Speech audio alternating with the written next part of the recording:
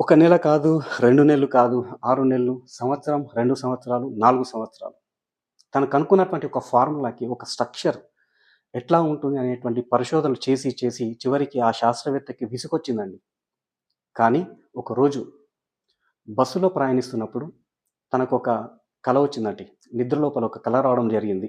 ఆ కలలో ఒక పాము గుండ్రంగా తిరిగి తన తోకను తింటున్నట్టు. ఆ గుండ్రటి నిర్మాణమే ఈరోజు C6H6 యొక్క నిర్మాణానికి నాంది పలికింది. అది కల నుంచి వచ్చింది. 1861లో కేకులే అనేటువంటి శాస్త్రవేత్త కనుక్కోవడం జరిగింది.